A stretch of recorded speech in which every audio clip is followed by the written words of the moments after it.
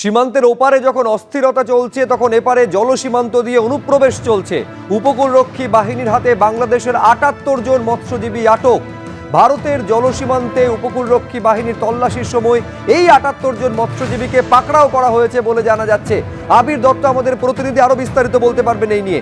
আবির, দেখো, তোমাকে জানাই যে ইন্ডিয়ান কোস্টগার্ডের তরফ থেকে যেটা জানানো হচ্ছে যে ভারতের টেরিটরির মধ্যে যে দুটি ট্রলার কিন্তু দেখতে পাওয়া যায়, যে ট্রলারগুলো বাংলাদেশ থেকে এসছে বলে তারা মনে করছেন এবং জানতে পেরেছেন, এবং এই দুটি ট্রলার বেআইনিভাবে প্রবেশ করেছিল বলে তাদের মত।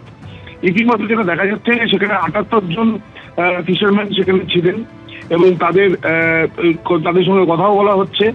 এবং প্রথমে যেটা জানা যাচ্ছে যে ইন্ডিয়ান কোস্টগার্ডের তরফ থেকে আমোগ নামে একটি জাহাজ সেটাই প্রথমে দেখতে পায়, এবং তারপর ওই যে দুটি ট্রলারকে দেখতে পাওয়া যায় সেই ট্রলারের নাম যেটা জানা যাচ্ছে FB লইলা 2 এবং FB মেঘলা 5, এবং এই দুটো ট্রলারকে আটক করা হয়।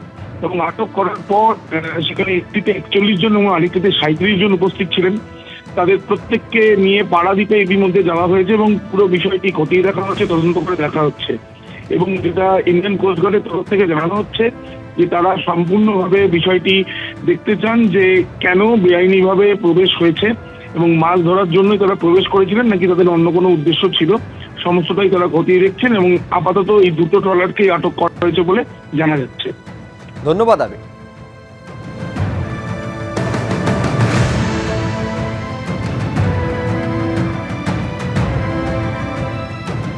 আপনারা জানেন যে ইসকনের সন্ন্যাসী চিন্ময় কৃষ্ণ দাস প্রায় 2 সপ্তাহ হয়ে গেল, তিনি এখনো জেলে রয়েছেন। প্রায় 1 মাস তাকে জেলে থাকতে হবে পরবর্তী শুনানির আগে পর্যন্ত। এদিকে ইসকনকে সমূলে উৎপাটিত করার ডাক দিচ্ছে মৌলবাদীরা এবং তারপর থেকে লাগাতার হামলা অত্যাচার হিন্দুদের ওপরে, ইসকনের সদস্যদের ওপরে চলছে। গতকাল বিদেশ সচিব পর্যায়ের বৈঠকের পরেও যার কোনো বদল হয়নি।